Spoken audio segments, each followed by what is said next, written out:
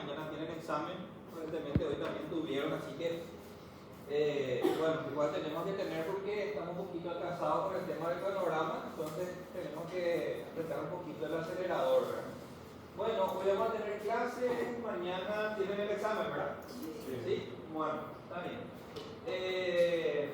Probablemente esta semana tengamos otra vez, no creo que mañana pueda después del examen, pero esta semana vamos a tener igual la clase correspondiente al día de mañana, ¿verdad? Para no atrasarnos demasiado, ¿está bien? Bueno, vamos a entrar ahora en un módulo en donde vamos a dar una serie de fármacos, varios, así que es como unas misceláneas, ¿verdad? No es un aparato así específico, sino que son varios. Y bueno, el contenido no es complejo, no es difícil, ¿verdad? Pero bueno, son varios fármacos que vamos a estar analizando, estudiando un poquito, ¿está bien? Los primeros contenidos que vamos a desarrollar tienen que ver con el tema del dolor.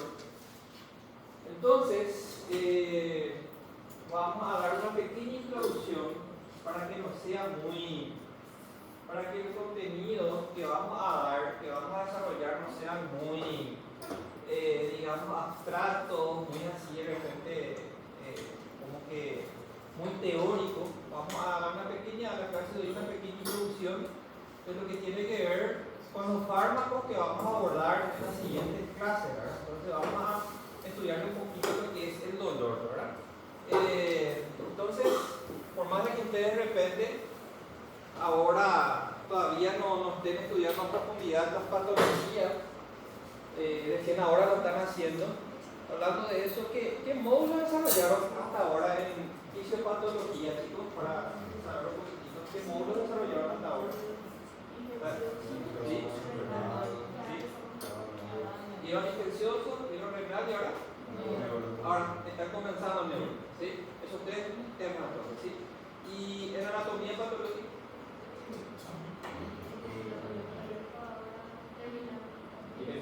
Digestivo, ya. ¿Y vieron algún otro aparato del sistema?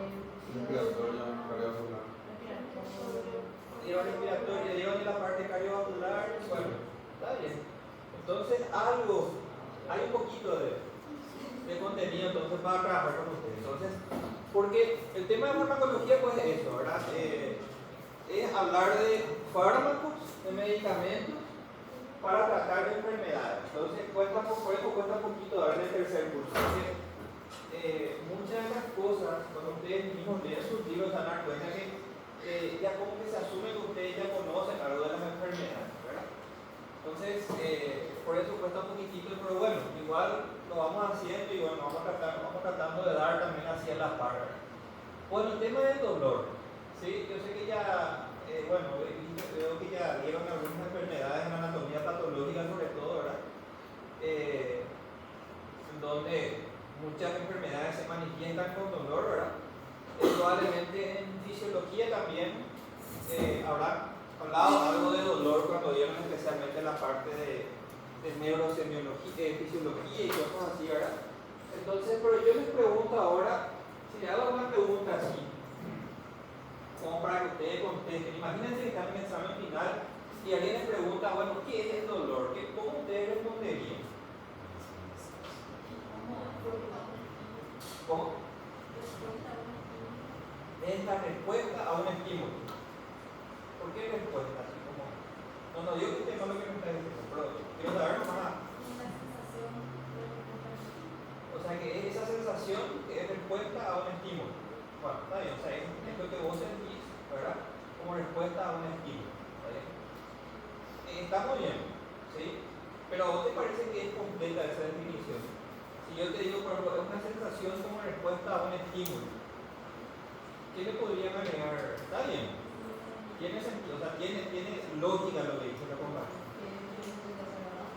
Muy bien, es una sensación desagradable que es respuesta a un estímulo. Bueno, ahí como que tiene ya más, porque se supone que sabemos, todo como que conocemos lo que es el dolor, ¿verdad? Sabemos que es agradable, sabemos que como que no queremos sentir, cuando vamos creciendo de chiquitito, vamos probando las cosas y cuando algo nos produce dolor, como que después no volvemos a repetir eso, ¿verdad? Bueno, entonces sabemos que no es algo que no queremos sentir, es algo desagradable. Y generalmente es como consecuencia de un estímulo. Ese estímulo se supone que es un estímulo de qué tipo, un estímulo que para el organismo es, muy bien, lesivo, muy bien. Entonces, ahí como que va teniendo, digamos, vamos como haciendo, completando la definición. Pero médicamente, muy bien. Es justamente lo que yo le dije a la compañera, lo que dice, es algo subjetivo. Muy bien. En medicina, para cuando sentimos algo que es subjetivo, te van a dar eso el año que viene en semiología, a eso se le llama síntoma. ¿Sí? Cuando una persona siente algo que es subjetivo, es un síntoma, ¿no? A diferencia de un signo. Van a ver ustedes en semiología médica, existen dos tipos de cosas que le van a decir sus pacientes el día de mañana: los signos y los síntomas. Los signos son aquellos que uno puede objetivizar. ¿Bien? Por ejemplo, ¿qué es un signo? Y bueno, la fiebre, por ejemplo, es un signo, ¿verdad? Porque vos le puedes poner un termómetro, medir la temperatura, y bueno, por convención decimos que la temperatura axilar por encima de 38 grados es fiebre, y eso es algo objetivo. O sea, se puede objetivizar, es un signo. Sin embargo, podemos objetivizar el dolor y no, porque es subjetivo, como dice la compañera. ¿Está bien? Entonces, es un síntoma. Entonces, es un síntoma que es desagradable, que no queremos sentir y que es como consecuencia de un estímulo dañino, dice la compañera, ¿verdad? Ahí como que tiene más completo la definición, ¿verdad? Aún así, ustedes entenderán el día de mañana, cuando viene un paciente y les diga: doctor, me duele tal cosa, qué sé yo, me duele, no sé, el pecho, me duele la cabeza, o lo que sea. ¿Qué ustedes pueden hacer? ¿Qué les parece a ustedes que pueden hacer ustedes para poder? Porque ¿qué es lo que nosotros queremos? Lo que queremos es llegar a un diagnóstico. Si el paciente viene con un problema, nosotros queremos diagnosticarle para poder tratarle, ¿no es cierto? Entonces, si es algo subjetivo, y el paciente te dice: me duele mi cabeza, ¿qué podemos hacer para poder llegar al diagnóstico? ¿Qué les parece? ¿Qué herramienta tenemos? Muy bien, preguntarle al paciente sobre las características de ese síntoma. En este caso, el dolor, ¿verdad? ¿Hace cuánto te duele? ¿Verdad? ¿Qué más le preguntaría? Muy bien, las características del dolor. Si es pulsátil, si es continuo, muy bien. Entonces, todas esas características, ¿qué más nos podríamos preguntar a un paciente que tiene dolor de cabeza? Porque para hacer una pregunta, chicos, y esto ya les digo así para que ustedes vayan teniendo esa práctica clínica, ese razonamiento clínico, que es lo que estoy tratando de transmitir. Cuando nosotros queremos diagnosticar algo, le preguntamos sobre el dolor de cabeza, si es pulsátil, hace cuánto comienza a doler y eso. Para poder hacer esas preguntas, ¿qué tenemos que conocer? Y tenemos que conocer qué es lo que puede producir dolor de cabeza, ¿no es cierto? Entonces yo le voy a hacer preguntas para ver si me voy más hacia algo grave, como una meningitis, por ejemplo, ¿verdad? Dolor de cabeza por meningitis. O si es algo tal vez no tan grave como una cefalea tensional, por ejemplo. ¿Escucharon hablar de esa cefalea? ¿Sí? Le llevan hace poco, ¿verdad? Entonces, cuando pensamos en una cefalea tensional, como muchos de ustedes a lo mejor tendrán estos días, pues están rindiendo, esto y lo otro, ¿verdad? Bueno, si yo soy médico y pienso en una cefalea tensional, ¿me va a preocupar o no? ¿Me va a alarmar o no? No, ¿verdad? Sin embargo, si el paciente tiene, yo sospecho una meningitis o tengo miedo que mi paciente tenga una meningitis, ¿qué le voy a preguntar al paciente? Porque el paciente dice que está con dolor de cabeza, está un poco confuso, y bueno, esto puede ser una meningitis. ¿Qué le tengo que preguntar al paciente? Muy bien, si tiene fiebre, salga, fiebre con dolor de cabeza, y si usted ya dio una parte de infecto, si no hay otro foco infeccioso, bueno, entonces tengo que tener miedo que sea una meningitis, porque si el paciente está con fiebre, dolor de cabeza y tiene tos y catarro, probablemente es una gripe, ¿verdad? Entonces, no voy a pensar en meningitis de entrada, ¿verdad? Sin embargo, si el paciente no tiene tos, catarro, no tiene diarrea, no tiene dolor lumbar para pensar en una pielonefritis, no tiene disuria, el paciente no tiene dolor de garganta, solamente tiene fiebre y mucho dolor de cabeza, yo tengo que decir: ojo, esto puede ser una meningitis, ¿no es cierto? Entonces ahí tengo que empezar a indagar y bueno, profundizar y hacer ese juego de razonamiento clínico.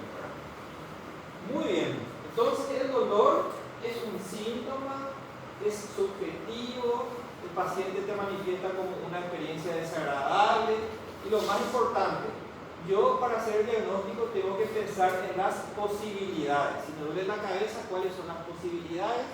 Si me duele el pecho, ¿cuáles son las posibilidades? Si me duele la región lumbar y así, etcétera, etcétera.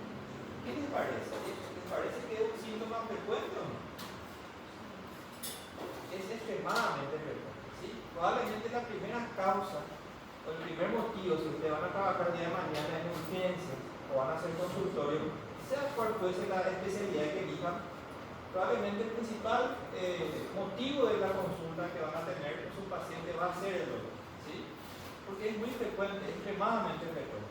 Entonces lo tenemos que conocer bien. Pero a eso le agregamos otro problema. Por ejemplo, un dolor de cabeza, que ustedes ya conocen, ¿verdad? Dijimos que el abanico de posibilidades en cuanto a gravedad puede ir de algo tan leve, tan trivial como una cefalea tensional, hasta algo muy grave que puede poner en riesgo la vida del paciente como una meningitis, ¿verdad? Entonces, dentro de esos dos extremos, digamos, ahora existen un montón de posibilidades que hacen que esto sea algo complejo, ¿verdad? Y hubiese sido muy fácil si es que el dolor de cabeza de la meningitis tiene una cuestión objetivizable, ¿verdad? Y bueno, si tiene eso, bueno, tiene meningitis, no es así con el dolor. Es muy difícil que haya un dato patognomonio que diga, ah, esto es una meningitis, o esto es una hemorragia subaracnoidea, o es un accidente cerebrovascular, no hay. Entonces nosotros tenemos que hacer un razonamiento clínico, ¿está bien? Y eso ocurre con todos los dolores del cuerpo, ¿está bien? Por eso es lo que tienen que conocer bien. Entonces por eso es que vamos a estudiar un poquito, ¿está bien? Pueden leerlo un libro de medicina interna, en donde hay un capítulo que dedica casi exclusivamente, o sea, que dedica exclusivamente al dolor. Tal vez después resulta un poquito complejo, pero lo pueden leer lentamente, masticarlo, ¿verdad? Bueno, habla de la fisiopatología y también ya habla un poco ya de tratamiento, ¿verdad? Y hay una página que encontré que me parece muy sencilla en cuanto a los conceptos, también lo pueden leer allí, ahí es un poco más básico, un poquito más sencillo, entonces para entender los conceptos que es importante que ustedes los manejen, porque ustedes van a darse cuenta que tanto en fisiopatología como anatomía patológica, inclusive el año que viene, en la materia clínica no va a haber un capítulo exclusivo de dolor, sino que uno ya estudia por dolor precordial dentro de la parte de cardiovascular, estudia dolor de cefalea dentro del módulo de neurología y uno lo que estudia son las enfermedades. No hay un abordaje así general, entonces por eso es que vamos a repasar un poquito las características del dolor, ¿verdad? Bueno, yo sé que ustedes todavía están adentrándose, chicos, en las enfermedades, pero fíjense un poquito en este caso, ¿verdad?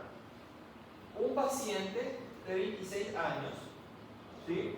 Paciente joven, ¿sí? 26 años, que viene a la consulta o a la urgencia, vamos a ponerle, no sé, a la 1, a la 2 de la mañana o en la urgencia por dolor precordial, ¿sí? ¿Saben lo que es precordial, verdad? Dolor, ¿sí? Bien.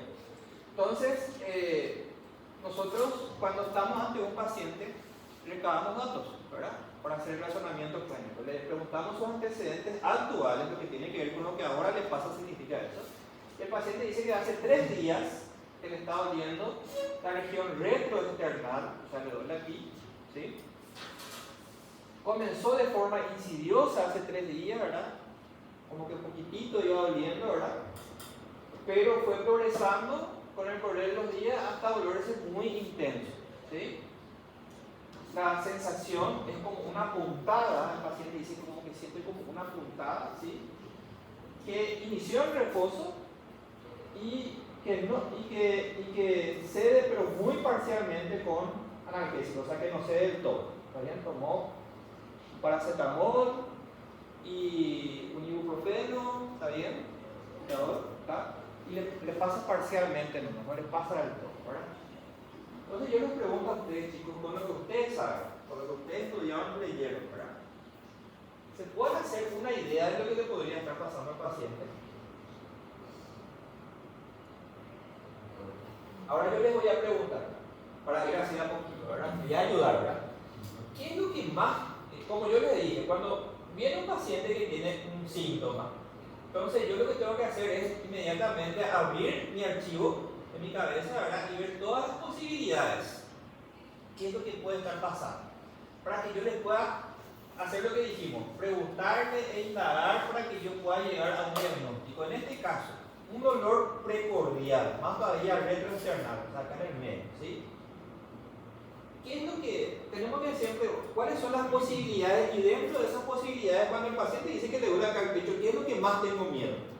¿Qué es lo peor que le puede estar pasando al paciente? Muy bien, un dolor de origen cardiovascular, y dentro de la parte cardiovascular, uno de los dolores más frecuentes es el infarto. Muy bien, infarto agudo de miocardio. Muy bien. Ustedes saben que el infarto agudo de miocardio, uno de sus principales síntomas es el dolor. ¿Está bien? Es la única causa de dolor precordial. ¿Le puede doler otra cosa que no sea ahí, digamos, el corazón? ¿Qué les parece? ¿Qué por ejemplo? Muy bien. ¿Dolor del esófago? Muy bien. ¿Por qué dolería el esófago? ¿Ah? Digo, Alter. Sí, está relacionado, pero ¿cómo? La pucha, puede ser, sí. Puede ser un tumor, claro. Pero si tiene un tumor en el esófago, ¿qué más va a sentir el paciente? Muy bien, no va a poder tragar. Tener en cuenta esa cuestión, ¿verdad? Aparte del esófago, ¿qué puede doler? ¿Ah? El pericardio, muy bien. Puede doler el pericardio. ¿Cómo se llama eso? Pericarditis. Vamos a tener una pericarditis. Ustedes saben que eso es doloroso, ¿sí o no? Muy bien, de origen pulmonar. De origen pulmonar, una pleuritis. ¿Está bien? Entonces existen varias estructuras aquí que puede doler. Entonces eso yo tengo que tener en mente. Y ustedes eso lo van a estudiar principalmente este año, luego lo van a estudiar el año que viene, luego lo van a estudiar en el quinto curso y en el sexto curso. ¿Está bien?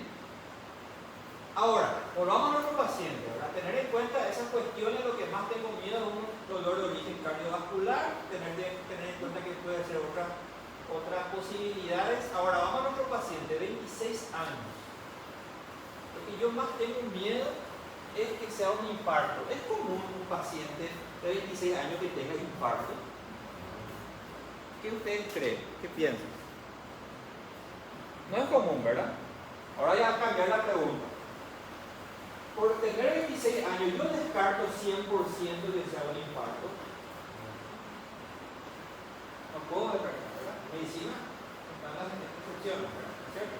Entonces, por más de que tenga 26 años mi paciente y venga con dolor precordial, ¿sí? Yo no puedo decir, no, vos tenés 26 años, lo tuyo no es algo cardiovascular, ¿cierto? Yo no puedo decir eso. Entonces yo voy a preguntar lo que ustedes me dijeron, voy a preguntar sobre las características y voy a evaluar el contexto, como se dice, ¿verdad? Dice que le duele la región retroesternal. ¿Qué ustedes saben sobre el dolor de origen cardíaco? ¿Qué parte del pecho duele? ¿Qué ustedes saben al respecto?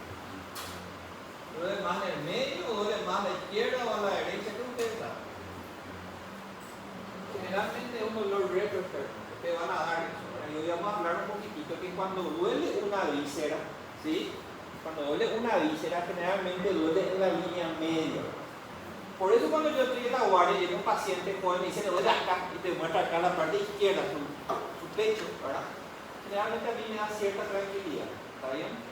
El dolor que me preocuparía más es el dolor que dice que cuando el paciente te muestra aquí en el medio, ¿está bien? Entonces, un dolor retroesternal es más sugerente de algo visceral. ¿Estamos? Bueno, entonces, esto nos llama la atención y es como un elemento de alerta. ¿Sí? Pues se inició insidiosamente, fue aumentando la intensidad y el dolor dice que es de tipo puntada. ¿Quién sabe cómo es el dolor? Pongo yo el dolor del infarto porque es lo que más tenemos miedo. Damos la cabeza y vamos a poner otras enfermedades, pero estamos en la región torácica superior, tengo miedo de un infarto. Entonces, ¿quién sabe cómo es el dolor del infarto? ¿Alguien sabe por las dudas? Es como una puntada. El dolor del infarto generalmente es tipo opresivo, ¿sí? El dolor del paciente no dice que tiene como una puntada, sino que el paciente suele decir que le aprieta, ¿sí? Siente como una opresión. Y en los libros ustedes van a encontrar en algunos libros que usted dice, por ejemplo, es como si fuera que un elefante te pisa, el pie de la pierna de un elefante. Yo no me imagino cómo eso ha de ser, pero se entiende lo que quieren decir. Entonces, es como algo que te aprieta, ¿sí? Y sin embargo, acá el paciente dice que es como una puntada común, muy típico. Paciente a las 2 de la mañana, joven, vienen así desesperado, me dice, me duele mi corazón. Cuando te dice el paciente, me duele mi pecho, el paciente dice directamente que te duele el corazón, ¿verdad? El paciente me duele mi corazón y acá me duele, tipo una puntada, ¿verdad? Bueno, vamos a llegar acá, ¿sí? Inició insidiosamente y dice que inició en reposo. ¿Qué les dice eso? ¿Qué ustedes saben? Esto sí tienen que saber. El dolor que es relacionado a la parte cardiovascular, ¿sí? Está o no relacionado con el ejercicio. Está relacionado. Generalmente cuando uno tiene una angina, especialmente si es una angina crónica, el paciente comienza a hacer actividades físicas y le duele el corazón, ¿verdad? Deja de hacer y para. Si es un infarto, eso en realidad no ocurre. Si es un infarto, el infarto igual deja de hacer actividad física y no deja de doler. Pero bueno, tiene que haber esa relación o preguntarle al paciente si alguna vez sintió eso, ¿verdad? Y que no se dé con analgésicos comunes. ¿Bien? Entonces, viendo todos estos elementos, ¿qué más le podemos preguntar al paciente para ver si es o no algo cardiovascular o si es otra cosa? ¿Qué ustedes le preguntarían? Sí, O ya con esto podemos tomar ya una diagnóstico. Sí, antecedentes en sus familias. Muy bien, antecedentes familiares, ¿sí? El paciente dice que su papá es una persona sana, es hipertenso, pero y su mamá es una persona también relativamente sana, es muy importante. ¿Por qué eso? ¿Por qué vos le preguntaría el tema del antecedente familiar?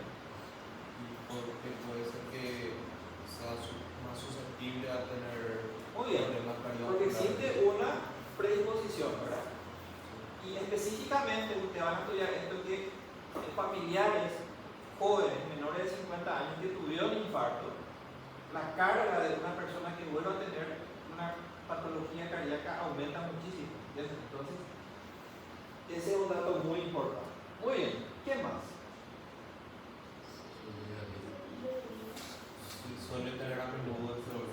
Muy bien, el estilo de vida, ¿verdad? Hay que preguntarle si cómo se alimenta, si hace actividad física, ¿verdad? Y al preguntarle eso, al preguntarle si hace actividad física, ¿qué otro dato ya me va a dar? Y yo le pregunto, ¿suele caminar, correr o ir al gimnasio? Y ahí qué dato ya me va a dar a responderme eso, que también me interesa en este caso. ¿Qué dijimos hace rato? Si le duele cuando hace Exactamente, si cuando hace ya actividades, si alguna vez sintió esto, ¿verdad? Especialmente haciendo actividades físicas si sintió, ¿verdad? Muy bien, entonces a eso se le conoce como antecedentes remotos relacionados con el cuadro actual, así van a ver el año que viene en semiología. El paciente dice que niega un cuadro similar anterior. El paciente es pesoca, ¿sí? Suele ir al gimnasio, ¿verdad? Y dice que no le suele doler cuando hace actividades físicas. ¿Qué más nos falta para ir cerrando, digamos, y alejándonos? Con los datos que tenemos ahora, ¿nos vamos más hacia un infarto, sí o no? No, ¿verdad? Entonces, ¿qué dato es importante? ¿Por qué un paciente de 26 años tendría un infarto? ¿Qué podría pasar con un paciente de 26 años para que tenga infarto? Sí, hace ejercicio por hipertrofia. ¿Cómo es la hipertrofia ventricular del paciente atlético? ¿Es patológica o es fisiológica? Fisiológica, ¿sí? Entonces, en realidad, una hipertrofia, ¿sí?, de un paciente atlético es un factor de protección. ¿Está bien? ¿Por qué? Porque cuando va creciendo el corazón en un atleta, a la par que va pasando, se va también vascularizando el corazón. A diferencia de lo que ocurre en un paciente, por ejemplo, hipertenso. ¿Qué pasa con el hipertenso? ¿Hay también hipertrofia? ¿El corazón predispone la hipertensión a hipertrofia? Sí. Hay también una hipertrofia como que habrán dado en anatomía patológica. ¿Cuál es la diferencia? La diferencia es que en el hipertenso, la hipertrofia es con fibrosis y no se le acompaña una vascularización. Entonces, el hipertenso, ¿tiene o no predisposición a tener infarto? ¿Está bien? Entonces, eso es lo que tengo que preguntarle al paciente. Si tiene alguna enfermedad que le predisponga a tener infarto. ¿No me querían preguntar eso? Eso no. Muy bien. Entonces, ¿quién puede tener un paciente de 26 años que le predisponga a tener infarto? Si es un paciente de 50, 60 años, sí, le voy a preguntar sobre un montón de enfermedades, justamente de hipertensión. ¿Es como una hipertensión en un paciente de 26 años? Hoy en día aumentó muchísimo, pero no es lo más común, pero puede ocurrir. Nosotros tenemos pacientes jóvenes que tienen hipertensión. ¿Qué otra enfermedad? Una vasculitis, la pucha. Claro, puede ser. Sí, una enfermedad, está muy bien, una vasculitis, puede aparecer una enfermedad reumatológica, ¿verdad? ¿Qué más? Muy bien, diabetes. ¿Qué tipo de diabetes en un paciente de 16 años? ¿Verdad? Puede ser tipo 1. ¿Sí? Puede ser tipo 1, entonces yo tengo vos sos diabético y si tiene 26 años ya les parece que se habrá manifestado ya sí o no la diabetes, si es tipo 1, lo más probable sí. Y lo más probable es que el paciente ya esté usando inclusive insulina, ¿no es cierto? Que es la forma que se trata la diabetes tipo 1. Es una predisposición. ¿Estamos? La hipertensión tengo que preguntarle. Porque ustedes cuando estudien hipertensión en fisiopatología van a ver que existen dos tipos de hipertensión. La hipertensión esencial, la primaria, que es el 95% de los casos que aparece en pacientes de 30 a 40 años. Pero está también la hipertensión secundaria, que es por enfermedades metabólicas, endocrinológicas, que puedan aparecer en pacientes jóvenes, niños inclusive. Entonces, todas esas cosas yo tengo que preguntarle. A eso se le conoce como antecedentes patológicos personales, ¿verdad? Bueno, nuestro paciente, aparte de ser tesoca y el gimnasio, tener padres vivos y no tener antecedentes digamos cercano de algún infarto familiar de primer grado, ¿verdad? Ni a comorbilidades, él no se conocía que tenía ninguna enfermedad, suele practicar deportes sin problemas aparentemente, entonces esto es un cuadro totalmente nuevo. ¿Eso no es un infarto? ¿Qué les parece? ¿Verdad? ¿Cómo? No parece, ¿verdad? Nos alejamos. Entonces vamos a pensar en la otra posibilidad, vamos a pensar en la pericarditis. ¿Quién le preguntaría al paciente? ¿Cómo duele la pericarditis? No saben todavía, ¿verdad? Bueno, está bien. ¿Qué es la pericarditis? ¿Por qué se produce una pericarditis? Con inflamación del pericardio. Muy bien. ¿Es más común en qué tipo de pacientes? ¿Pacientes jóvenes o ancianos?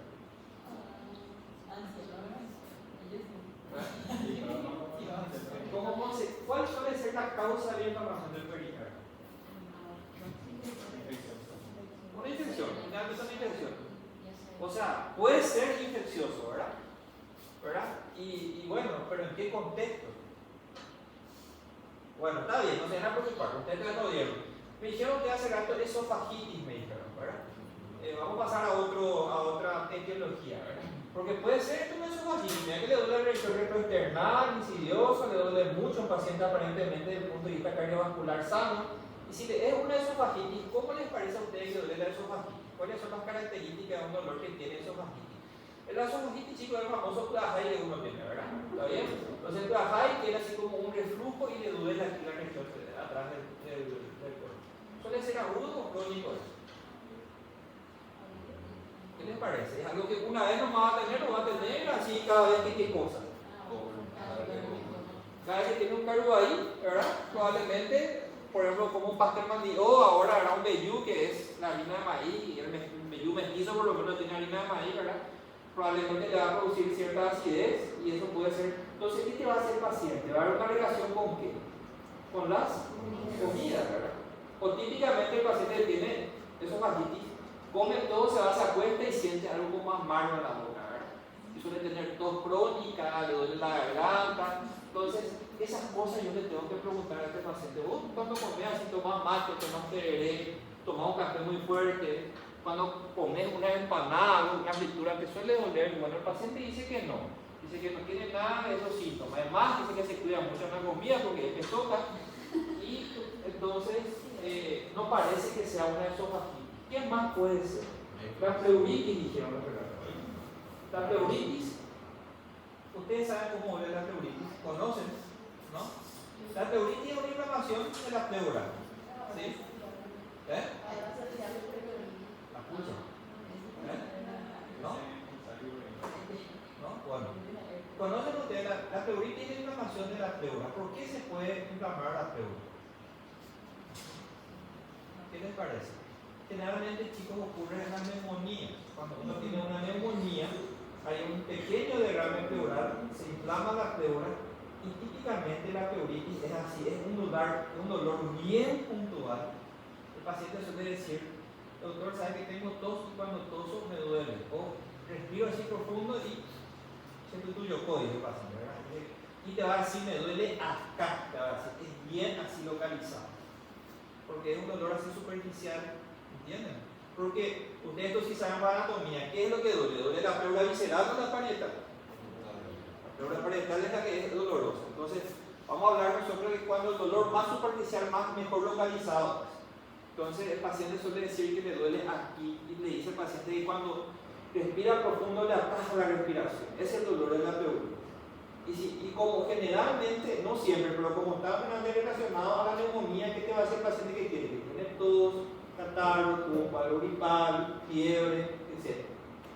Nada de eso tiene nuestro paciente, entonces nos alejamos del dolor pleural.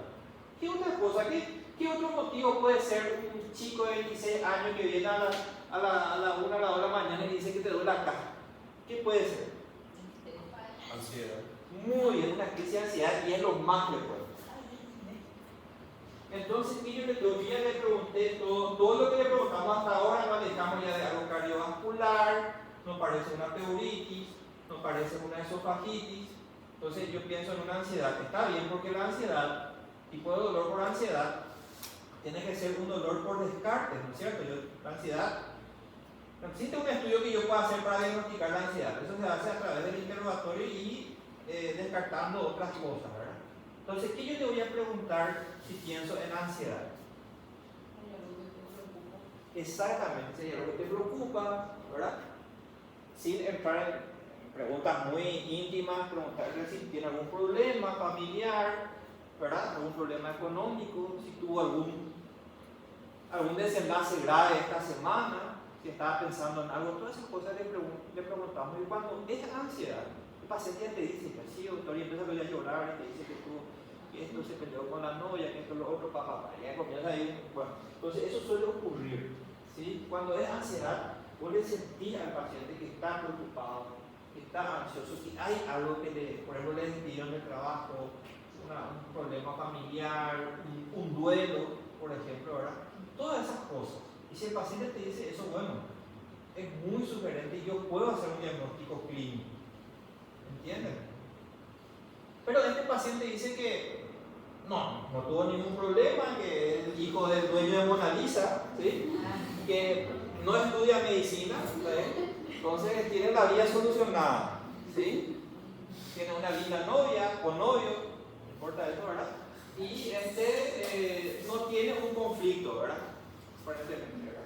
Entonces, aparentemente no es una ansiedad, porque si es ansiedad, chicos, un dato importante es que el paciente siempre viene a consultar por muchas causas. Siempre va al hospital, le duele el diente y va al hospital. Le duele de repente la garganta y va al hospital. Le duele el pecho y va al hospital. Le duele la panza, que es ansioso, ¿verdad? Como tiene miedo, ¿verdad? Siempre va al hospital. Entonces es muy típico, es muy característico. Y hoy en día, como está todo informatizado, vos estás en el consultorio, abrís la computadora, el que es ansioso va a encontrar que en el año le vino como 6 días a la hospital, la urgencia, ¿verdad? Es muy característico. No digo que sea siempre así, pero es lo más habitual, ¿sí? Y cuando vos entres en la ficha de este paciente, vas a encontrar que ninguna vez vino al hospital, y eso es llamativo para una persona que es ansiosa. ¿Entienden? Son pequeños elementos que vos te vas agarrando para poder ir y pensar, digamos, en las causas del dolor. ¿Está bien? Entonces, fíjense que nosotros fuimos indagando sobre causa cardiovascular, origen esofágico, pleural, hablamos también del pericardio, hablamos también inclusive de algo como la ansiedad. ¿Está bien? Son varias posibilidades que producen el mismo síntoma, que es el dolor.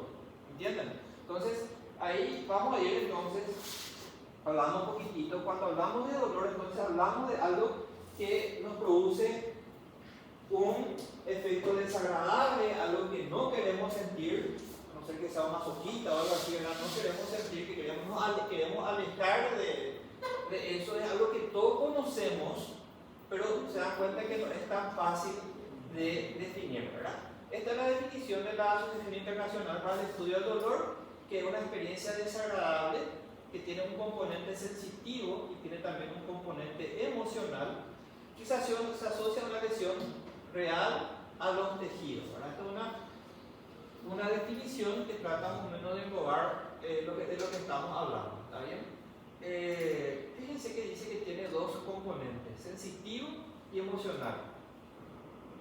Sensitivo es lo que ustedes estudiaron el año pasado en fisiología. ¿Se acuerdan que existen las vías sensoriales del dolor, verdad? Que va de la corteza parietal y bueno, tenemos unas fibras que captan desde la periferia y van al cerebro a través de la médula y todas esas cosas que ustedes vieron en fisiología, ¿está bien? Las vías sensitivas del dolor, ¿está bien? Y tiene también un componente emocional porque vamos a ver que existen unas conexiones de esa zona parietal con zonas del cerebro, como la zona límbica y compañía, que están relacionadas con las emociones. Y eso es un dato importante para el tratamiento, es muy importante. ¿Por qué? Porque si el paciente tiene, por ejemplo, un dolor crónico, estos dolores que no se pueden curar, por ejemplo, una artrosis, cosas así, ¿les parece que pueden estar acompañados de un diagnóstico emocional, psicológico? Sí, ¿qué les parece que puede estar acompañado? Miedo, muy bien, puede ser. ¿Qué más? Depresión, es muy frecuente los dolores crónicos, la depresión, ¿verdad? Y eso es algo que yo como médico tengo que también evaluar y también tengo que tratar. Bien, entonces por eso es muy importante esta dualidad.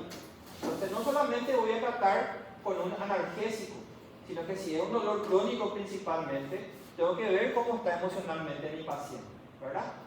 Y decimos entonces que el dolor tiene una función, ¿verdad? Porque si está relacionado a una lesión tisular, entonces decimos que el dolor tiene una función que es la de proteger al cuerpo y conservar la homeostasis, ¿verdad?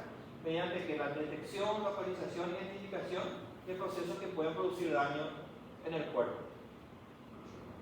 ¿Cómo podemos ejemplificar eso, chicos? Y bueno, ¿conoce usted alguna enfermedad en donde una persona no puede sentir dolor? ¿Algún ejemplo, alguna enfermedad en donde la persona pierde esa capacidad de sentir dolor? ¿Ah? Lepra, muy bien, la enfermedad de cáncer, ¿no? La lepra, ¿verdad? Ustedes saben que el bacilo de cáncer destruye la fibra sensitiva y el paciente deja de sentir dolor, ¿verdad? ¿Está bien? Y ustedes saben que la lepra es una enfermedad que se puede tratar, ¿verdad? ¿Se cura o no se cura la lepra? Ustedes saben, se puede curar. Muy bien. ¿Qué es lo que no se cura? El daño producido a nivel sensitivo. Entonces, por eso se preconiza mucho con un diagnóstico precoz de la lepra, ¿verdad? Bueno, justamente ¿por qué? Porque puede producir lesiones en las fibras sensitivas y eso es irreversible. ¿Y cuál es el problema con estos pacientes? Muy bien, comienza a tener amputaciones, ¿verdad? Es una enfermedad muy discapacitante porque el paciente pierde la sensibilidad. Entonces, de repente, si es en el pie, por ejemplo, entra, no sé, una piedra en el zapato y ¿qué es lo que hacemos? Ya lo sacamos, ¿verdad? Este paciente no. El paciente está ahí, se produce lesión y eso se infecta y bueno, comienza, digamos, una osteomielitis, después se amputa y bueno. Por eso, cuando ustedes vean el día de mañana pacientes que tienen lepra, van a ver que antes tienen amputación en los dedos, en los miembros, etcétera, etcétera, ¿verdad? ¿Alguna otra enfermedad más frecuente? Muy bien, la diabetes. La diabetes es muy común ver las amputaciones. Es una de las principales causas o es la principal causa de amputación no traumática en adultos. ¿Sí? La diabetes. Te van a ver pacientes que están sin dedo, sin pie, inclusive a nivel por encima de la rodilla, están apuntadas. Habrán visto seguramente, o le conocen seguramente a un familiar que tiene ese problema o un conocido, lo que sea. Entonces, es un ejemplo de que nosotros necesitamos de esta función. Es totalmente necesario. Y si no lo tenemos, tenemos un riesgo de sufrir lesión, ¿verdad? Ahora, si nos vamos en un sentido un poco más médico, inclusive podemos decir que a nosotros los médicos nos ayudan para diagnosticar enfermedades graves. Por ejemplo, el dolor precordial. Un paciente que viene con un dolor precordial y viene a la urgencia como este paciente que vino, entonces, ¿qué yo voy a hacer? Voy a hacer un proceso diagnóstico para ver que no sea un infarto. Y si es un infarto, yo tengo que tratar a mi paciente, ¿verdad? Para que no muera por un paro cardíaco, ¿no es cierto? Y lo mismo ocurre a nivel abdominal, a nivel de los miembros, a nivel de la cabeza, etc. Entonces, tiene una función cuando está relacionado a una lesión tisular. ¿Está bien? Ahora, le voy a hacer otra pregunta para que ustedes conozcan un poquito más de este síntoma. ¿Todos los dolores están relacionados a una lesión real en el cuerpo?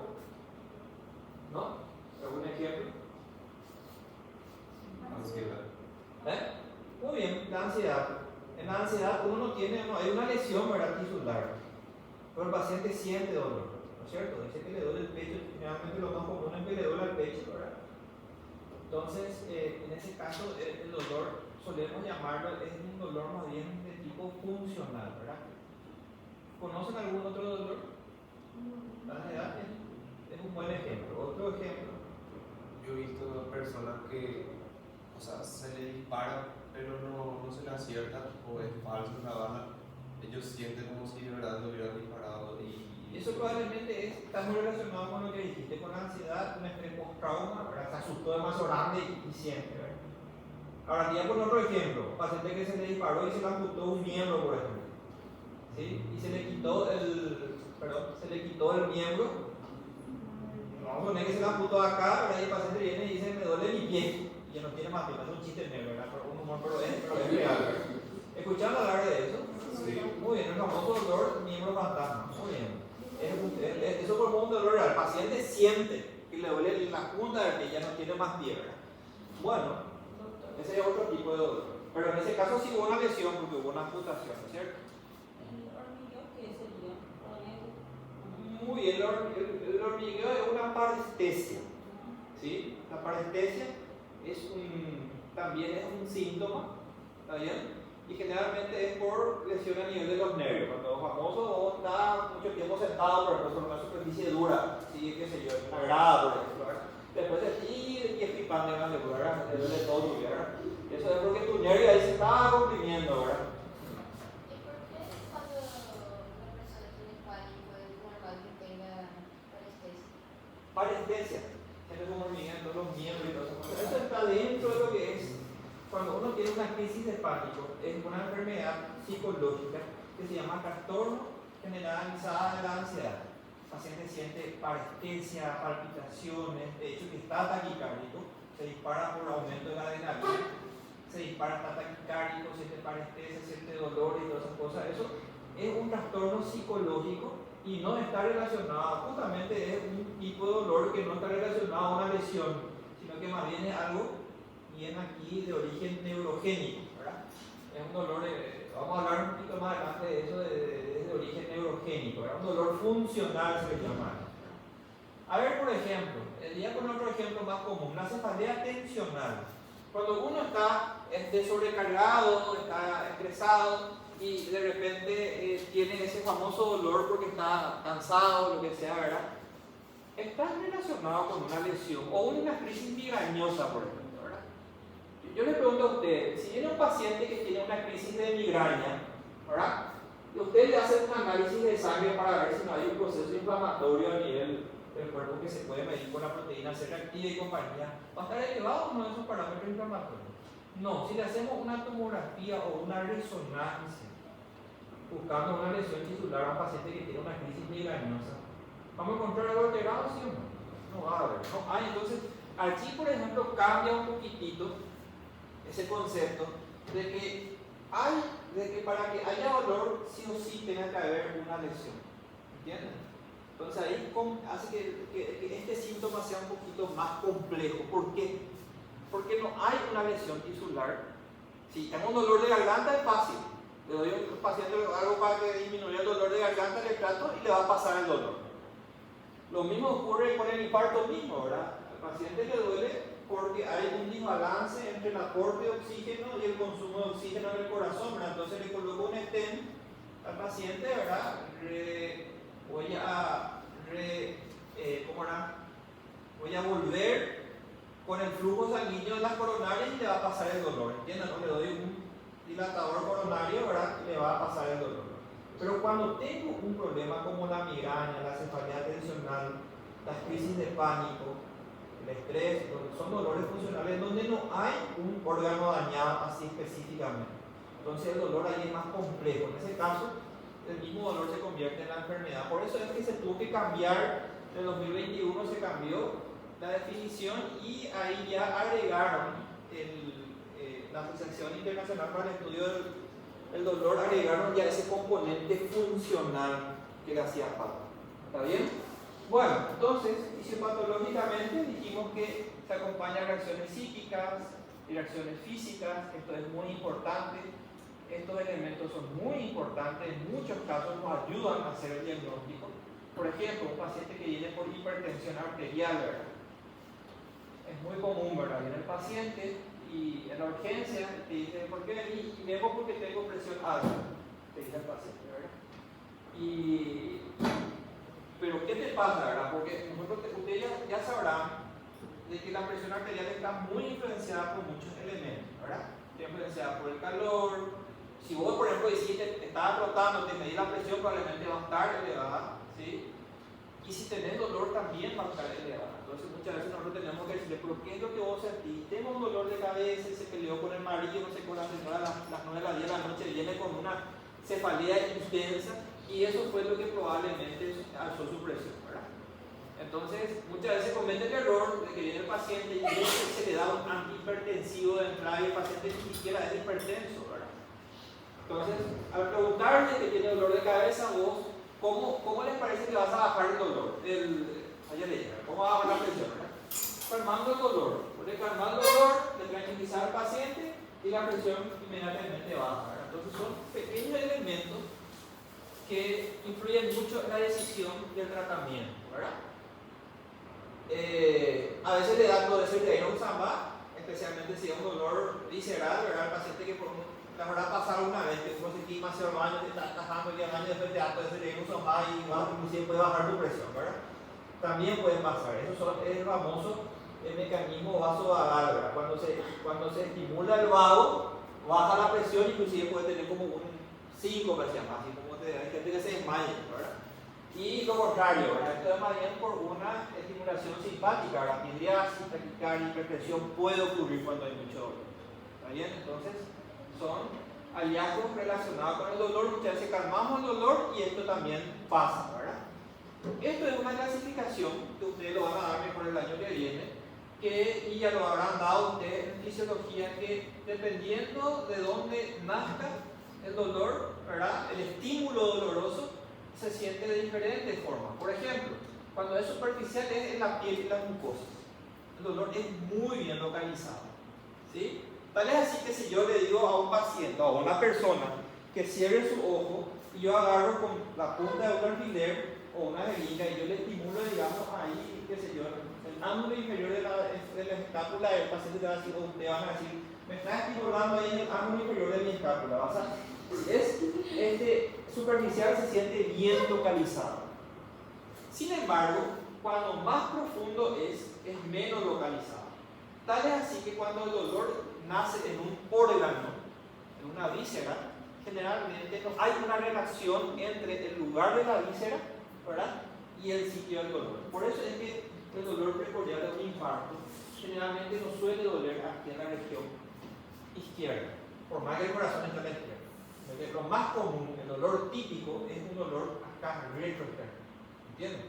Inclusive existen infartos donde el paciente viene con un dolor en el epigastrio. ¿Entienden? Acá, en línea media, ¿verdad? Entonces, por eso es muy importante de repente saber eso, ¿verdad?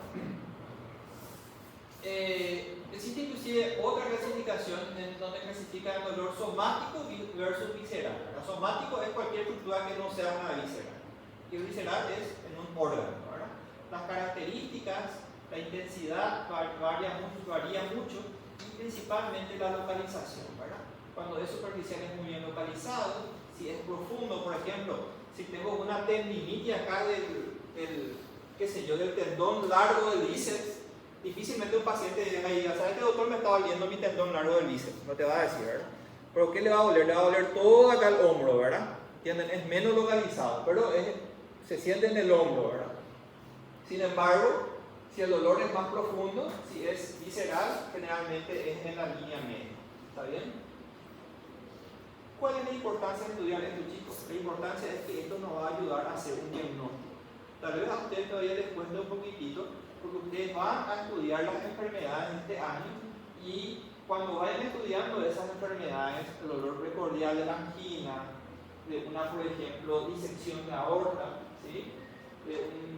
Por ejemplo, el dolor de una esofagitis, el dolor de una tractiditis, ¿verdad? O el dolor, por ejemplo, de una pleura. Ustedes van a ir estudiando eso de a poquito, ¿sí? Y van a ver que todo está relacionado con esto. ¿Está bien? ¿En dónde ustedes han estudiado un poco mejor esto? En semiología médica. Semiología médica es la materia que estudia los síntomas. ¿Está bien? Bueno, entonces, ¿cuáles son las características del dolor visceral, verdad? Generalmente, cuando es propiamente visceral, ¿verdad? La lesión está en la víscera y el dolor es difuso, es mal localizado, no hay esperancia cutánea, ¿verdad? Y puede haber lo que se conoce como el dolor irradiado. ¿Qué significa eso? ¿Escucharon ustedes hablar de dónde irradia el dolor cuando uno tiene un infarto? ¿En dónde suele irradiar? Muy bien, generalmente dice el paciente tiene un dolor del miembro izquierdo, ¿verdad? Muy bien. ¿Por qué les parece que ocurre eso? Muy bien, tiene mucho que ver con eso. O sea, esa es la respuesta. Tiene que ver con el dermatoma, ¿verdad? El mismo nivel, digamos, del inicio de los nervios que inervan el corazón, también vienen fibras sensitivas del brazo. Se juntan allí, se irrita ahí junto y bueno, el cerebro interpreta como que hay una lesión en el brazo. ¿Entienden? Un ejemplo típico. ¿Escucharon ustedes hablar del cólico biliar y de la colecistitis aguda? ¿Conocen ustedes la colecistitis aguda? ¿Qué es la colecistitis aguda? Es cuando tenemos una inflamación de la vesícula. Generalmente, ¿por qué? Por un cálculo. Muy bien, se impacta. Tenemos un cólico biliar que se infecta, se llama colecistitis. Se inflama, ¿verdad? La vesícula. ¿En dónde suele doler eso? Típicamente en el hipocondrio derecho, ¿verdad? Típicamente. Entonces, ¿cómo te va a venir tu paciente? El paciente te va a decir que tiene un dolor acá, y así muy bien acá, que usted le acuesta y le toca acá y le va a doler. Tiene un nombre de eso, te van a ver el año que viene en cirugía, se llama signo de Murphy. Le aplica acá y el paciente sana de dolor. ¿Está bien? ¿Qué está pasando ahí? Tenemos un dolor epigástrico, ¿por qué? En base a lo que dijimos. ¿Por qué le duele acá en el epigástrico? Si la vesícula está acá en la derecha. Muy bien, porque es un dolor visceral. ¿Y por qué también le duele aquí, digamos, en el hipocondrio derecho? Porque la vesícula está irritando también ahí el peritoneo, que es parietal. Entonces le duele aquí, es un poquito mejor localizado. Y algunos pacientes dicen que le duele aquí, el hombro derecho. ¿Qué tiene que ver el hombro derecho con la vesícula? ¿Qué tiene que ver la hamburguesa con la gomería? ¿Por qué le duele el hombro derecho si la vesícula ataca el hipocondrio derecho? ¿Qué les parece? Y muy bien, esa es la respuesta, el nervio frénico, ¿verdad? El nervio frénico, ustedes saben que nace a nivel del cuarto, quinto, ¿verdad? Raíz, cuarta, quinta raíz cervical, que va a inervar, ¿verdad? El diafragma y también inerva los músculos del brazo, ¿verdad? O sea, recibe también fibras del brazo. Entonces, a eso se conoce como el dolor referido, que está relacionado a las vísceras y tiene un alto valor diagnóstico. Nos ayuda muchísimo para hacer un diagnóstico. ¿Entienden? Bueno, esta es la clasificación que me gustaría que ustedes aprendan hoy. A lo mejor todo lo que dijimos hasta ahora de una u otra forma sabían, ¿verdad? Pero esto es una clasificación que es muy importante y tiene que ver con lo que nosotros vamos a estar hablando en los siguientes días. La clasificación desde el punto de vista patogénico del dolor. Existen 3 tipos de dolores, nosotros vamos a estudiar bien estos 2 tipos, ¿sí? El nociceptivo, el neurogénico o neuropático y el neuroplástico. ¿Está bien? Y no es difícil, es muy fácil, ¿sí? El dolor nociceptivo es sencillamente aquel dolor que está relacionado con una inflamación. ¿Está bien? Esa inflamación que ustedes habrán dado en anatomía patológica a principio de año, ¿verdad? ¿Vieron? Proceso inflamatorio, ¿verdad? ¿Se acuerdan? ¿Qué ocurre en la inflamación? Muy bien. Tenemos una lesión, ¿verdad? Se activan células inflamatorias como los mastocitos, liberan citoquinas, ¿verdad? Como la prostaglandina, la histamina, la sustancia P, la bradipinina, la serotonina, ¿verdad? La prostaglandina principalmente, ¿verdad? Y todo eso, ¿qué hace? Excita una fibra nerviosa periférica. ¿Tienen que estar dañadas estas fibras para que uno sienta dolor? No, ¿verdad? ¿Por qué sentimos dolor? Por todas estas cosas que se liberan, ¿verdad? ¿Como consecuencia de qué? De la inflamación. ¿Está bien? ¿Sí? Y eso estimula la fibra sensitiva, que es una terminal sensitiva, y va al cerebro. ¿Se entiende eso, verdad? Fácil, ¿verdad? Eso se conoce como dolor nociceptivo. Y es el dolor más fácil de entender. Cuando uno tiene un dolor de garganta, cuando tiene un golpe, ¿sí? Es de tipo nociceptivo. Un infarto, ¿es de tipo nociceptivo, sí o no? ¿Qué les parece? ¿Por qué no? ¿Por qué entonces duele el infarto? Es nociceptivo también, porque vos tenés isquemia, ¿no es cierto? Entonces tenés falta de oxígeno, y eso produce lesión tisular, ¿verdad? Que puede llegar a la necrosis, y cuando llega a la necrosis se convierte en un infarto o un miocardio. Y esa inflamación es lo que el paciente siente dolor. Ojo, no le vamos a tratar un infarto con antiinflamatorio, cuidado, pero entienden lo que les digo, ¿verdad? Hay una lesión tisular, ¿verdad? Una colecistitis, ¿es un dolor nociceptivo, sí o no? Sí, es un dolor nociceptivo, ¿sí? Una apendicitis, también. Entonces cualquier inflamación, cualquier itis es un dolor nociceptivo, ¿está bien? Ahora, ¿qué pasa con el dolor neurogénico o neuropático? Este tal vez sea un dolor que a ustedes sea relativamente nuevo. Es aquel dolor que ocurre no por un proceso inflamatorio aquí periférico, sino que existe por una lesión a nivel de la fibra nerviosa. ¿Está bien?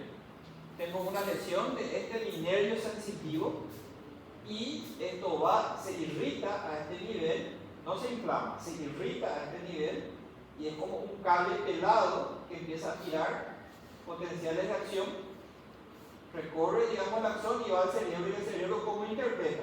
Como que esta parte del cuerpo duele, ¿no es cierto? ¿Qué enfermedad puede ser la causante de esto?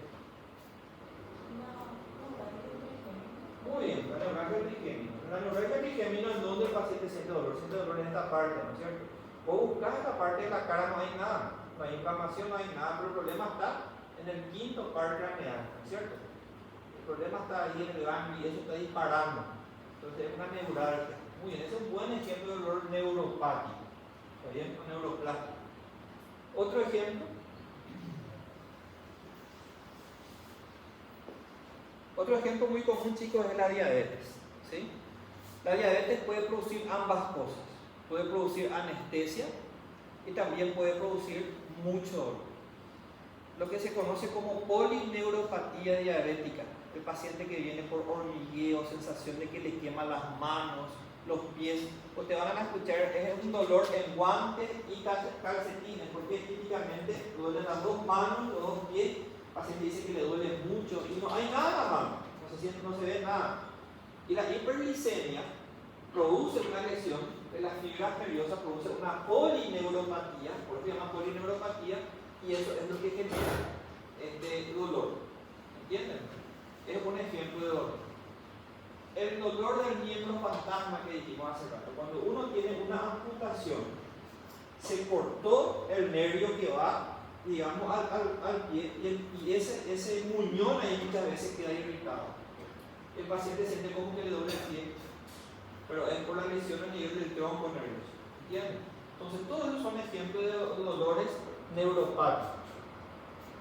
Y el dolor neuroplástico es el dolor funcional, el de la ansiedad, el dolor del colon irritable, donde no se encuentra nada a nivel del colon, el dolor, por ejemplo, de una enfermedad. ¿Escucharon hablar ustedes de la enfermedad que se llama fibromialgia? ¿Nunca escucharon? La fibromialgia es una enfermedad que es muy incapacitante. El paciente siente mucho dolor de todo el cuerpo, le duele todo el músculo. El paciente siente que le duele la cabeza, los miembros. Y vos le haces estudios para ver si hay inflamación de los músculos, todo, y no se encuentra absolutamente nada.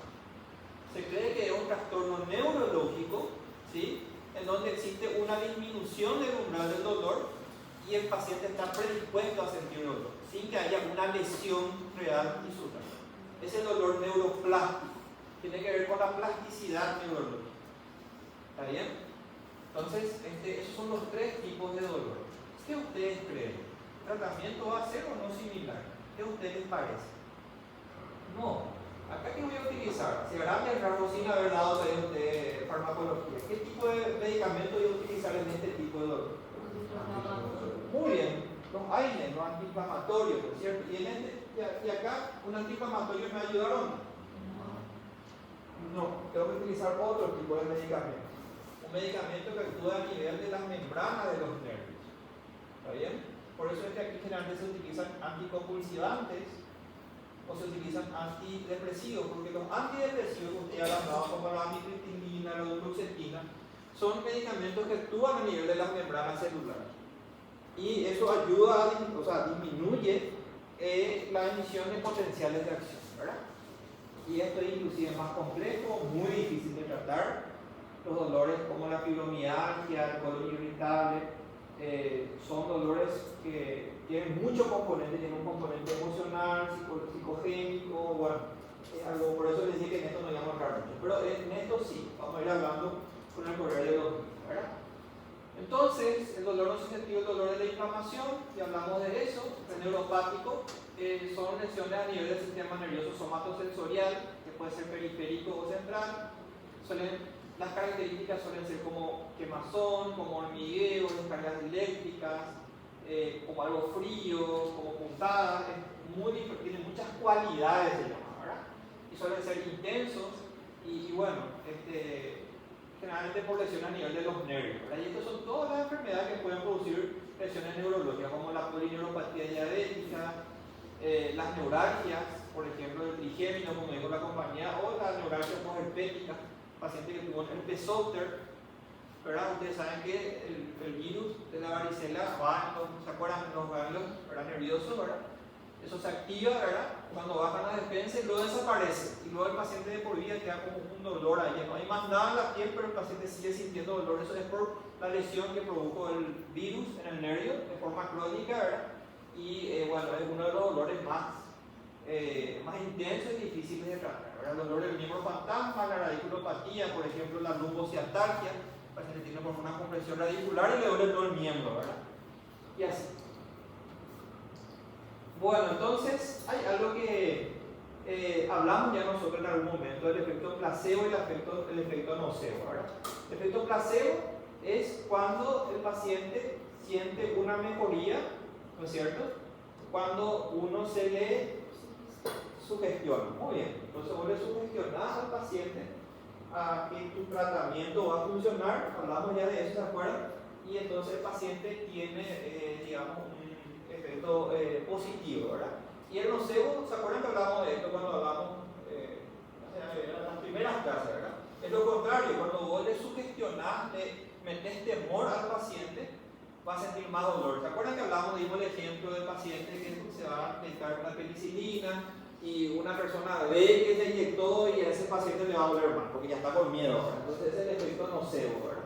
Y eso, como dijimos aquella vez, tiene mucho que ver con las vías sensitivas. O sea, hay una explicación bioquímica para eso, ¿sí? Y tiene mucho que ver con péptidos opioides endógenos, ¿verdad? O sea, nuestro cuerpo secreta esos péptidos para poder modular el dolor, la sensación del dolor.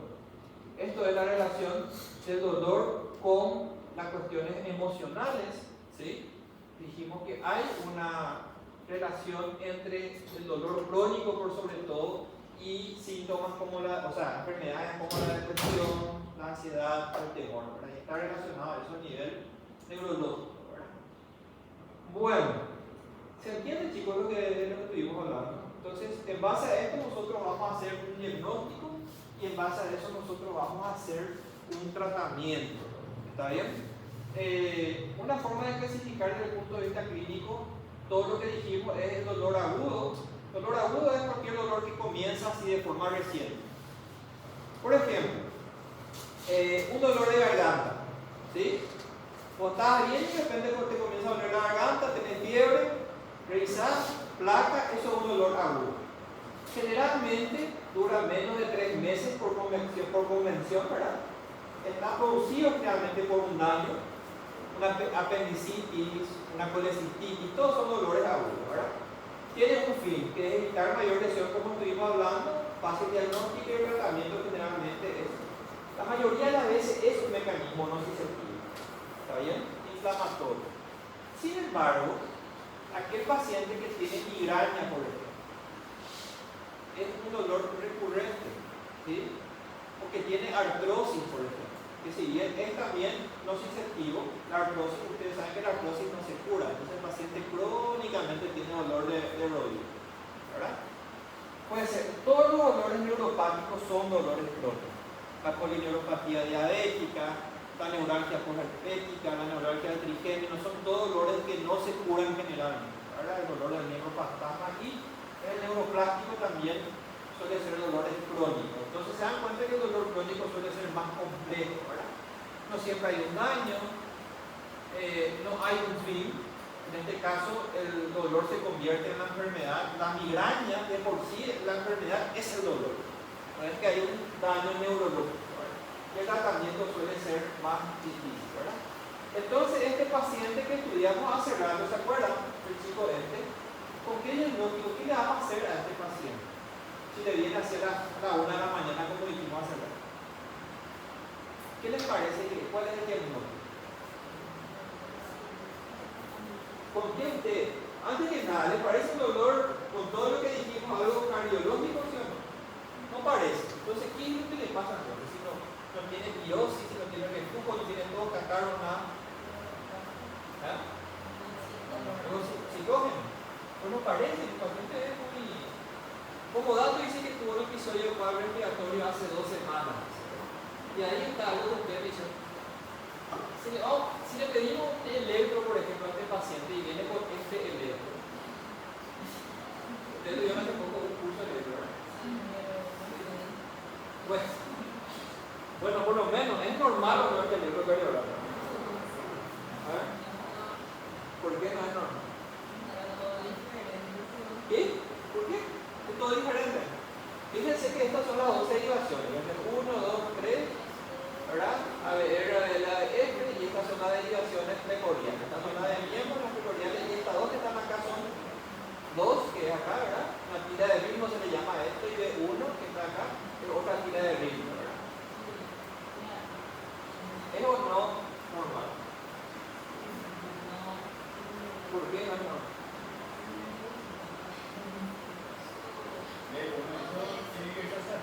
¿Cómo? ¿Cuál es? Tiene que ser más positivo tu RS. Y es positivo, ¿verdad? 2 que está así es positivo. 3 que está así es positivo. Claro, es un poco más hacia abajo, ¿verdad?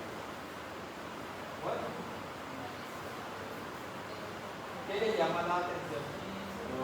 Le voy a cambiar la pregunta. Okay.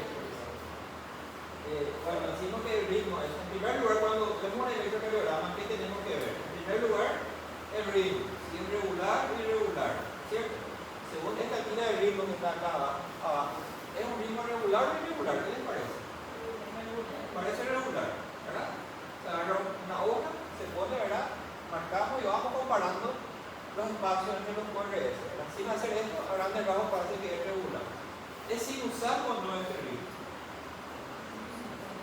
qué es sinusal?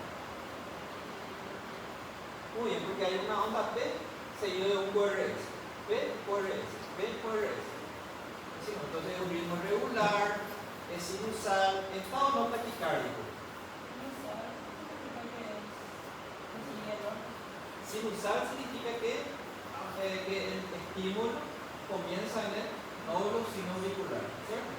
No es que aparece, por ejemplo, en el ventrículo o en el nodo atrioventricular, sino que en el nódulo sinusal, que es el lugar en donde tiene que, digamos, iniciar, digamos, nuestro marcapasos natural en el nódulo sinusal. Entonces, el nódulo sinusal va disparando, ¿verdad? Y es el que va marcando el ritmo y la frecuencia cardíaca, ¿verdad? Entonces, si vos ves las ondas P, ¿qué significa qué cosa? ¿Qué significan las ondas P? Significa que es la despolarización auricular. Si vos ves una onda P que es positiva, el de 2, ¿verdad? Entonces el ritmo es sinusal, ¿no es cierto? O sea que entonces eso te dice que acá no hay una arritmia que no sea, digamos, extrasinusal. Vamos a ir estudiando cuando vean arritmia, van a ver que en ese sentido es importante saber si es o no sinusal. ¿Está bien? Entonces el ritmo es sinusal, es regular. A ver un poquitito después hay que ver el intervalo PR, ¿verdad? La frecuencia antes que nada, a grandes rasgos, nomás para que me digan cuánto es la frecuencia. Eso quiero saber nomás, ¿es normal o no? Es que su frecuencia cardíaca. ¿Por qué dicen que es normal? Grandes rasgos. ¿Cuántos cuadrados grandes tiene que haber entre un QRS y otro para que sea normal? Este es un cuadrado grande, este es un cuadrito más chiquitito. Ahora cada cuadrado grande tiene 5 cuadritos chiquititos. Pero ¿cuántos cuadrados grandes tiene que haber entre un QRS y otro para que sea normal? Entre 3 y 5, ¿verdad? Si entre estos dos hay 3, significa que la frecuencia es 100. Y si es 5, la frecuencia es 60. ¿Verdad? Entonces acá hay, a ver, vamos a ver acá. 1, 2, 3, un poquito más. Entonces está en una frecuencia normal.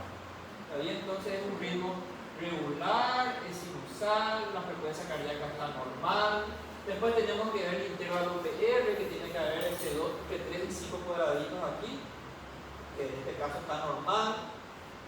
Luego vemos el QRS, ¿verdad? Si es que está o no ensanchado, ¿verdad? Tiene que haber entre 2,5 y 3 cuadraditos entre el QRS, tiene que ser. Si está mal, está ensanchado, si no es normal. En este caso es normal. Y luego se tiene que ver el intervalo QT. Todo eso usted tiene que ir viendo en un electrocardiograma. Y luego estudiamos las ondas, chicos. Y en el caso de que yo sospeche un infarto, que es lo que yo tengo miedo en este paciente, ¿qué es lo que yo más tengo miedo de encontrar en un infarto? Muy bien, el aumento del ascenso del ST. Muy bien, entre otras cosas. Pero lo que más tengo miedo, lo que me va a clasificar y definir mi infarto es si hay o no un aumento del ST. En este caso, ¿hay o no un ascenso del ST?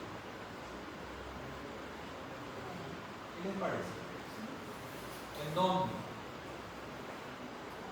Bueno, acá lo que hay que ver es siempre la línea isodifásica, ¿verdad? O isoeléctrica. Esta es la línea isoeléctrica, ¿sí? En este caso, la derivación 2, esta es la línea isoeléctrica. ¿Hay o no un aumento del ST? Hay un aumento del ST. Y este es un paciente de 26 años. Entonces, ¿nuestro paciente está infartando, sí o no? Pues, tuvo bronquitis hace 2 semanas. ¿Cuáles son las causas de aumento del ST? Muy bien, lo primero que tengo que descartar es un infarto agudo miocardio. ¿Cuál es otra causa de aumento del ST? La otra causa, chicos, es la pericarditis aguda, y estuvieron hablando ya hace rato, ¿verdad? ¿Y cuál es la diferencia entre el infarto del ST y la pericarditis aguda? Es el tipo del ascenso del ST. En el infarto agudo de miocardio, uno tiene este patrón aumento. ¿Está bien? Y en la pericarditis aguda es como ustedes están viendo ahí. Tiene un ascenso de esta forma. ¿Cuál es la diferencia? La concavidad superior del ascenso. En el infarto agudo de miocardio es convexo hacia arriba. Y en la pericarditis aguda el ascenso es cóncavo hacia arriba. ¿Está bien? Entonces Entonces, con esto, vos haces el diagnóstico de una pericarditis aguda.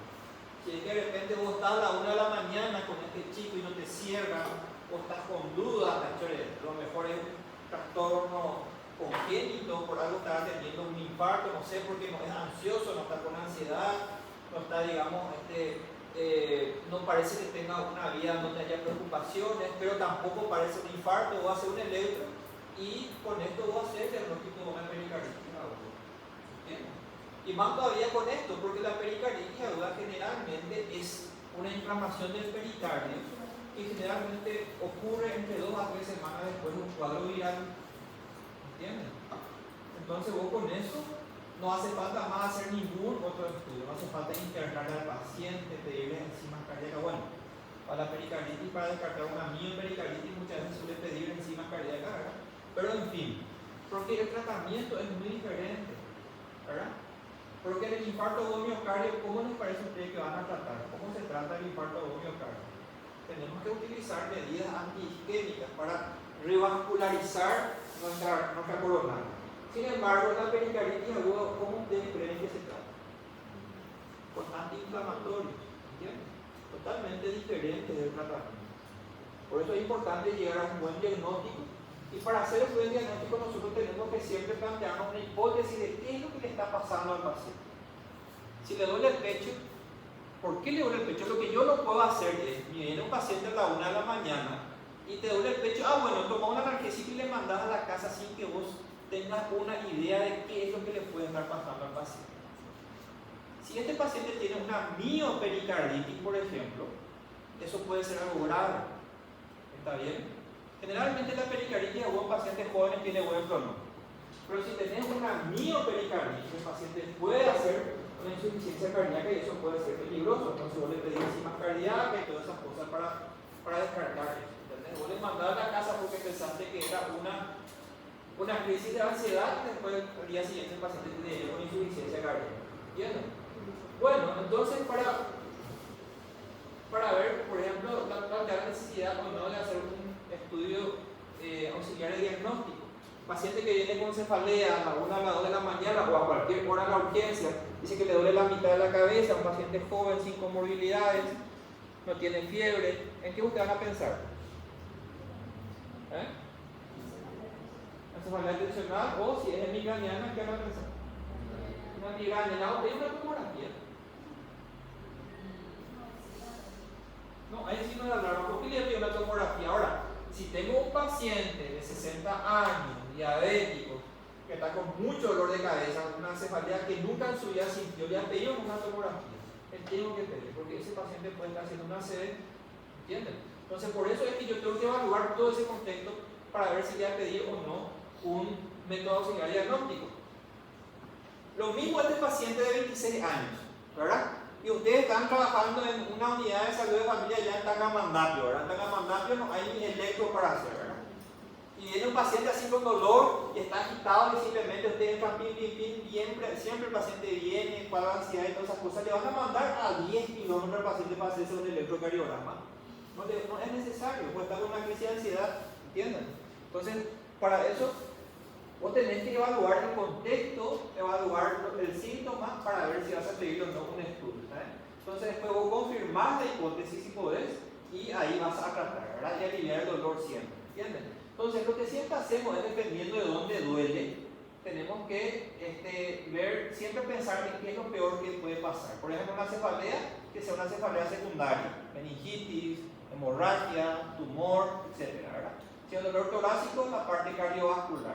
Abdominal, algo que se tenga que operar de urgencia, como una apendicitis, por ejemplo, un infarto mesentérico, por ejemplo, una colecistitis que se está perforando. Todos son una peritonitis. En esos casos el paciente tiene que operarse urgentemente, ¿verdad? Y en los miembros generalmente algo vascular, como una obstrucción arterial, por ejemplo, o una trombosis venosa profunda, por ejemplo, ¿verdad? Son urgencias médicas, ¿verdad? Entonces, eso es lo primero que yo tengo que pensar y descartar. Y después pasar a otras causas de dolor. Por ejemplo, dolor abdominal, es una gastritis normal, ¿verdad? Yo voy a estar, me fui a San Juan, comí mantemandió, vellú, ¿verdad? Y bueno, tengo que bajar. No le voy a operar a ese paciente, ¿verdad? tampoco le doy una ecografía, ¿verdad? Entonces, va a depender mucho de los datos que me dé el paciente, ¿verdad?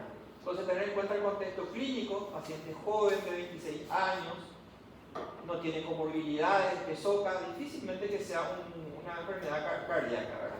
Los detalles de los elementos semiológicos de la enfermedad actual, que es un dolor tipo puntada, ¿verdad? Y bueno, la relación entre eso y esto ahí me hace el diagnóstico, ¿verdad? Esto ustedes van a escuchar mucho en los libros. El paciente viene, tiene un dolor, puede preguntar al paciente del 0 al 10, siendo el 0 ausencia de dolor y 10 el dolor intenso. ¿Cuánto te duele? ¿Qué les parece que le va a hacer el paciente? Si es hombre, le va a decir siempre que le duele 10, ¿verdad? Muy útil, ¿verdad? Entonces esto es algo muy subjetivo, ¿verdad? Pero ¿para qué esto se suele utilizar? Para, por ejemplo, un paciente que viene con una brucosialgia, ¿verdad? El día que viene, lo más probable es que te diga que le duela 20 de 10, ¿verdad?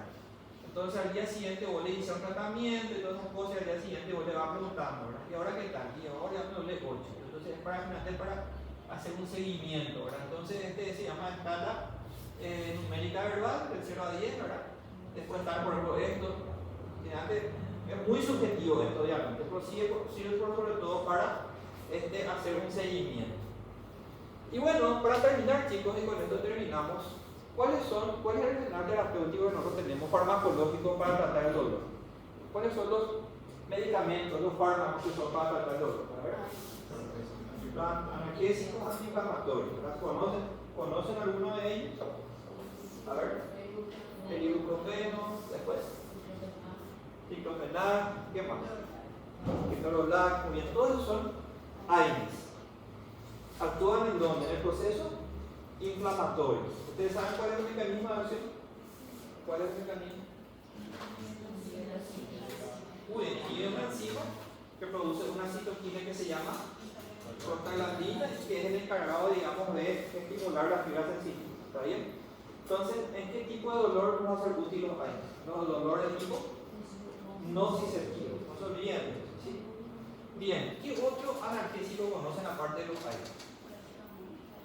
Paracetamol, muy bien. Para muchos no es un AINES, ¿verdad? Sino que se cree que tiene un efecto a nivel neurológico central y todas esas cosas. Muy bien. Otro grupo de analgésicos. La dipirona es un AINES, ¿sí? Los opioides, ¿sí? Los opioides es otro grupo de analgésicos. Tiene un mecanismo de acción totalmente diferente. ¿Saben ustedes cómo actúa? Por eso vamos a ver que no actúa, no tienen mucho que ver con la inflamación, sino que actúa directamente a nivel neurológico, del sistema nervioso. ¿Está bien? Tanto en el cerebro como en la médula y a nivel periférico de los opioides. ¿Son potentes o no? ¿Qué les parece? Son muy potentes. ¿Creen que ustedes que ayudaría un opioide para un dolor nociceptivo? ¿Qué ustedes creen? Funcionan, ¿sí? Porque cortan el dolor de cualquier tipo. Entonces, ¿por qué no le damos morfina a un paciente que tiene un dolor de garganta entonces? Muy bien, por sus reacciones adversas, principalmente el tema de las adicciones, ¿verdad? Entonces, por eso el opioide es como un arma que dejamos para dolores más intensos o, digamos, refractarios a los AINES. ¿Está bien? ¿Algún otro medicamento que se pueda utilizar para el dolor que a ustedes les parezca? Hablamos ya de los AINES, el paracetamol, los opioides, ¿después? Muy bien, los corticoides. ¿Por qué los corticoides? ¿Por qué? Porque son muy bien, porque son antiinflamatorios, ¿verdad? Ayudan a controlar la inflamación y ayudan también a controlar el dolor, por ende, ¿verdad? ¿Algún otro tipo de medicamento que ustedes escucharon que se usa para el dolor? La morfina es un opioide, ¿está bien? ¿Ah? Muy bien, los anestésicos, ¿sí? Los anestésicos por definición no son, la anestesia es un proceso, ¿verdad? Donde ¿qué es lo que hacemos con la anestesia? Le sedamos al paciente, ¿verdad? Le hacemos dormir y todas esas cosas, ¿verdad? Muy bien. Y dentro de la anestesia vamos a ver que se utilizan medicamentos como los opioides y todas esas cosas, ¿verdad? ¿La lidocaína? ¿Cómo? Lidocaína. La lidocaína, muy bien. La lidocaína es totalmente un anestésico, ¿verdad? Y se utiliza de forma tópica, ¿verdad? Para justamente hacer procedimientos locales y, por ejemplo, para hacer una sutura y cosas así se puede utilizar de forma tópica, ¿verdad? Muy bien. Bueno, nosotros vamos a ir hablando de esto, chicos. Vamos a ir hablando de cuáles son los medicamentos que se pueden utilizar para tratar el dolor, ¿verdad? Lo que es más fácil, así como ustedes mismos están diciendo, más fácil de imaginar los opioides, los AINES, los corticoides, vamos a hablar de eso. Entonces existen otros medicamentos que se utilizan para el dolor, como los antidepresivos y también los anticonvulsivantes, en el caso del dolor neuropático. Entonces eso vamos a mencionar también un poquitito y vamos a hablar en líneas generales de algunos cuadros dolorosos crónicos para ver a grandes rasgos cómo se trata. ¿Está bien? Bueno. ¿Hay alguna duda, chicos? ¿Algo que quieran preguntar? ¿Algo que no quedó así en claro? ¿No? Sí.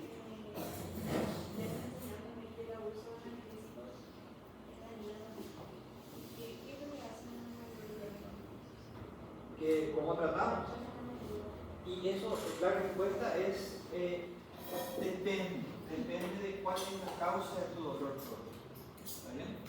Porque existen varias causas de etiología de dolor crónico. Por ejemplo, ya poner un ejemplo que es muy común, es la migraña, por ejemplo.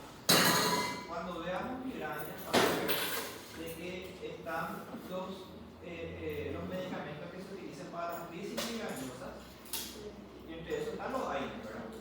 ¿Y cuál es el problema de los AINES? ¿Qué es lo que puede pasar cuando usas crónicamente? Lo mismo te puede ser perjudicial porque puede producir ¿cómo? Bueno, si úlceras gástricas, puede ser, vamos a hablar de eso, puede ser necrotosis, entonces vos no querés eso. Entonces vos no querés que tu paciente, que por más milagroso que sea, o una cefalea excepcional, por ejemplo, todos los días, entonces vos no querés que todos los días tomes AINE. Entonces, vas a usar AINE, vas a usar, pero ¿para qué vas a usar? Vas a usar para las crisis. Entonces, están los medicamentos que utilizan para las crisis, después están los medicamentos controladores de la enfermedad, que son para evitar las crisis. ¿Sí? Y ahí vamos a hablar nosotros que existen algunos medicamentos que no son AINES, que se utilizan para evitar que un paciente que tenga migraña tenga su crisis de migraña. ¿Conoces algún medicamento que se utiliza para eso? El sumatriptán es un antagonista serotoninérgico que es para las crisis. También ese es para el inhibidor del gen relacionado al gen relacionado al gen de la procalcitonina. También ese es un ejemplo de un medicamento que es a lo que se aplica al paciente y es para evitar las crisis. Acá no tenemos en Paraguay. Existen otros medicamentos que sí tenemos en Paraguay. Igual, vamos a hablar de eso, pero a grandes rasgos así para que vos entiendan más lo que estamos hablando. Se utiliza, por ejemplo, varios medicamentos tenemos para que te des cuenta que la migraña es una enfermedad que todavía no se conoce muy bien, pero se utilizan varios fármacos. Uno de los fármacos que funcionan, te hablan chicos de la amitriptilina. Hace poco digo, ¿verdad? La amitriptilina que es un antidepresivo. ¿Qué es lo que se cree? Se cree que la amitriptilina tiene cierta función a nivel, digamos, de esa despolarización que hay en la migraña. Calma eso. Y el paciente que hace, toma todas las noches amitriptilina, toma una dosis bajita, la amitriptilina es un antidepresivo en realidad, pero como antidepresivo se suele utilizar 50, 100, 150 miligramos de ellos, como antidepresivo, es un tricíclico, ¿está bien? Pero como antimigrañoso se utiliza 10 miligramos, una dosis bien bajita, 10, 12,5, 25, hasta 50 inclusive se puede utilizar. ¿Y qué es lo que hace? A partir de la tercera, cuarta semana de tratamiento, fíjate que tu paciente todos los días va a tomar, comienza a disminuir las crisis. ¿Qué significa eso? Tu paciente migrañoso que le dolía 2 o 3 veces a la semana, comienza a dolerle una vez a la semana, después comienza a dolerle una vez cada 2 semanas, después una vez al mes. ¿Cuál es tu meta? Que tenga menos de 3 episodios o crisis al mes. Y va reduciendo. Entonces, un tratamiento por 2 a 6 meses que vos le haces y no tiene las reacciones adversas propias de los años. Entonces, vos le das una dosis muy baja. ¿Sí? Y es un ejemplo de antimigrañoso crónico. Después existen otros medicamentos como vamos a ver, propranolol, que es un beta-bloqueante, la duloxetina, que es también un antidepresivo, medicamentos como el topiramato, que es un anticonvulsivante. Fíjate que para la migraña tenemos un montón de cosas y vas a elegir dependiendo de qué sea tu paciente. Tu paciente, por ejemplo, un epiléptico, le elegir topiramato. Si un paciente que, por ejemplo, a la noche no puede dormir, tiene ansiedad, la amitriptilina tiene un efecto sedante, un efecto antihistamínico. Y así sucesivamente, vos te vas eligiendo dependiendo del perfil de tu paciente. Entonces, respondiendo a tu pregunta inicial, ¿qué medicamento vos quizás para un dolor crónico para evitar el uso, digamos, de un AINE crónico va a tener tu enfermedad? En el caso de la migraña tenés ese tratamiento. Ahora yo te voy a decir, ¿qué pasa si tenés un paciente con artrosis, por ejemplo? La artrosis es un dolor nociceptivo. ¿Te va a funcionar o no de los AINE? ¿Qué te parece? Va a funcionar. Ahora, la misma pregunta, no puedo utilizar de forma crónica. Entonces vos tenés que tratar tu artrosis. ¿Cómo va a tratar? ¿Cuál es el perfil de tu artrosis? Tiene sobrepeso, ¿verdad? Algún trastorno, digamos, como utiliza sus miembros, ¿verdad? Todas esas cosas. Entonces vos tenés que fisioterapia, bajar de peso. Y de última, si tenés una artrosis muy avanzada, inclusive eso se puede operar. Para lo que no puedes hacer es darle analgésico todos los días. Entonces, el dolor crónico se trata tratando la causa. Bueno, ¿alguna otra pregunta, chicos? Muy bien, el dolor herpético, dijimos que es una neuralgia herpética, ¿verdad? Cuando vos tenés tu crisis aguda, o sea, el dolor, tu varicela zoster, ¿verdad? Tu herpes, ¿verdad? Tenés las vesiculitas, está inflamado, está rojo, caliente, todo.